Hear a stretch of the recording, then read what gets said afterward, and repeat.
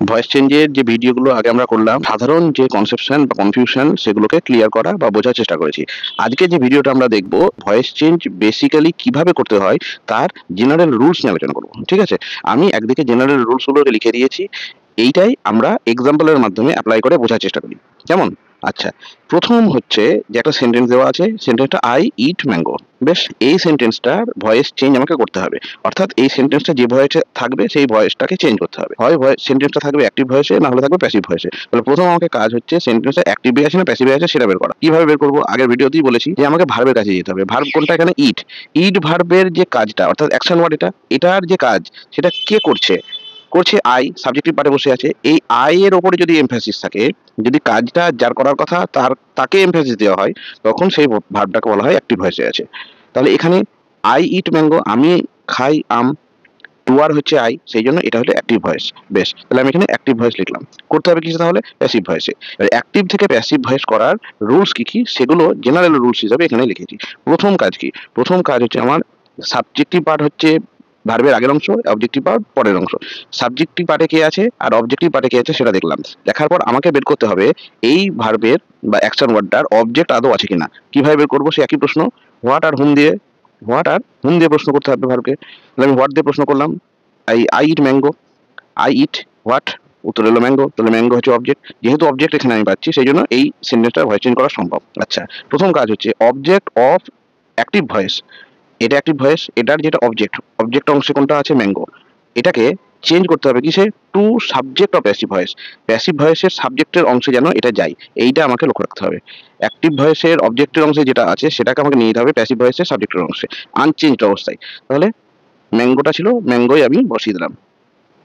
এরপর helping verb according to doer or agent. তাহলে passive ভয়েসের এখন ডুয়ার কি হলো? ম্যাঙ্গো। অ্যাক্টিভ ভয়েসের ডুয়ার কে ছিল? আই। ম্যাঙ্গো যে প্যাসিভ ভয়েসের ডুয়ার হলো, এই ডুয়ার অনুযায়ী আমাকে একটা হেল্পিং ভার্ব ব্যবহার করতে হবে। হেল্পিং ভার্ব ডু ভার্ব হয়, বি ভার্ব হয়, হ্যাভ ভার্ব হয়। তা আমি কিভাবে বাজবো, কোন ভার্ব ব্যবহার করবো সেগুলো পরে বলছি। এক্ষেত্রে বি ভার্বের অ্যাম, ইজ, আর, ওয়াজ, ওয়্যার, এইগুলোর মধ্যে আমি এখানে বি ভার্ব হিসেবে ইজ ব্যবহার করলাম। কেন ব্যবহার করলাম এটা পরে ব্যাখ্যা করছি।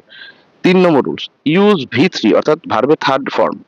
কোন ভার্বের? Of main verb. Main verb কোথায় পাবো? অ্যাক্টিভ ভয়েসে। অ্যাক্টিভ ভয়েসে যেটা মেন ভার্ব তার থার্ড ফর্ম আমাকে প্যাসিভ ভয়েসে ব্যবহার করতে হবে। অ্যাক্টিভ ভয়েসে মেন ভার্ব ছিল ইট, ইটের থার্ড ফর্ম কি? Eat, ate, eaten. তাহলে থার্ড ফর্ম হলো ইটেন। ইটেন আমি এখানে বসালাম, ম্যাঙ্গো ইজ ইটেন। এরপর ৪ নম্বর রুলস কি? Generally preposition by is used. অর্থাৎ প্যাসিভ ভয়েসের ক্ষেত্রে, অ্যাক্টিভ থেকে প্যাসিভ ভয়েস করার সময় 90% ক্ষেত্রে বা বেশিরভাগ ক্ষেত্রেই একটা প্রিপোজিশন বসে, সেটা হচ্ছে বাই। তাহলে আমি এখানে বাই বসালাম। যদিও বাই ছাড়াও টু, উইথ, অ্যাট এরকম কিছু কিছু প্রিপোজিশনও ব্যবহৃত হয়। কখন হয়, কোন কোন এক্সেপশন কেস, সেগুলো পরে আমরা আলোচনা করবো। সাধারণত বাই প্রিপোজিশন বসে, বাই বসালাম। এরপরে কি? ৫ নম্বর রুলস বলছে subject of active voice. Active voice যেটা ছিল তার সাবজেক্টের অংশ যেটা বসে আছে আই, এটাকে কি করতে হবে? চেঞ্জ করতে হবে কিসে? Object of passive voice. Passive ভয়েসের অবজেক্টের অংশে আমাকে নিয়ে আসতে হবে। অ্যাক্টিভ ভয়েসের সাবজেক্ট অংশে যেটা বসেছিল সেটাকে আমাকে নিয়ে আসতে হবে প্যাসিভ ভয়েসের অবজেক্টের অংশে। তাহলে আইটা প্যাসিভ ভয়েসে অবজেক্ট এই স্থানে এলে হয়ে যাবে মি, দিয়ে ফুল স্টপ। উত্তরটা কি হলো? আই ইট ম্যাঙ্গো এর ভয়েস চেঞ্জ করার পর দাঁড়ালো mango is eaten by me. এই হলো সাধারণ রুলস। একইভাবে আরেকটি এক্সাম্পল নিই, এটা ১ নম্বর করলাম। ২ নম্বর এক্সাম্পল দিই, আরো ইজি হবে। আই ইট ম্যাঙ্গো ছিল, আমি যদি করি এটা আই ইট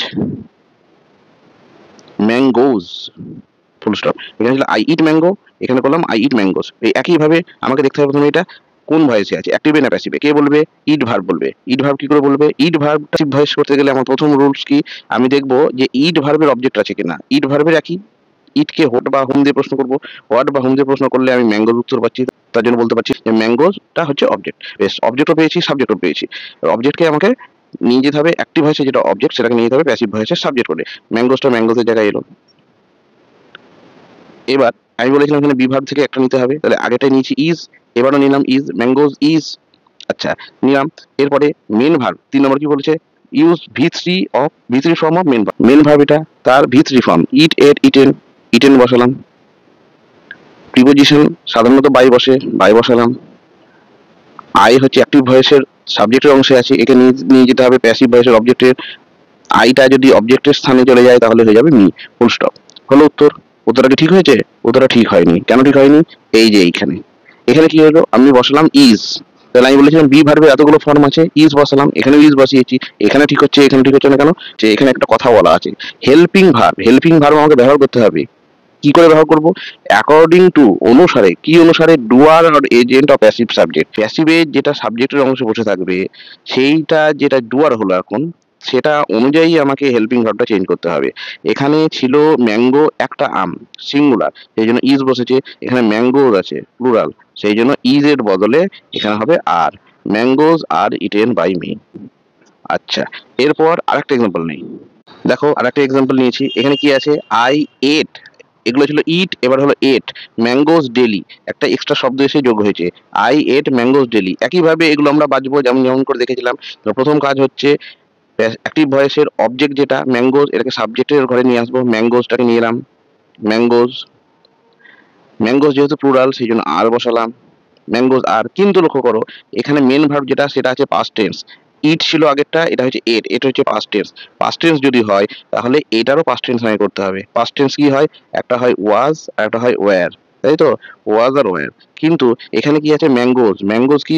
প্লুরাল ফর্ম আর টেন্স হচ্ছে এই যে এটা ছিল পাস্ট টেন্সে, তাহলে plural form past tense. Be ভার্বের প্লুরালের পাস্ট টেন্সের ফর্ম কি? বি ভার্বের প্লুরালের পাস্ট টেন্সের ফর্ম কি? ওয়্যার। তাহলে ম্যাঙ্গোজ ওয়্যার হলো। মেন ভার্বের third form eat ate eaten, eaten বসলো, তারপরে একটা প্রিপোজিশন বাই বসবে, তারপরে আইটা আসবে অবজেক্টের ঘরে, আই অবজেক্টের ঘরে এলে হবে মি, মি এর পরে পড়ে থাকলো ডেলি। ডেলিটা দেখো আমি যেটা বলেছিলাম অ্যানাদার ওয়ার্ড, ওটা চেঞ্জ হয় না, যেমন তেমন বসে যায়। এই হলো question, mangoes were eaten by me daily. বোঝা গেছে? এইটা হলো জেনারেল যে রুলস, সেগুলো কিভাবে অ্যাপ্লাই করতে হয়। এরপরে আমি চার্টে যাব নেক্সট ভিডিওতে।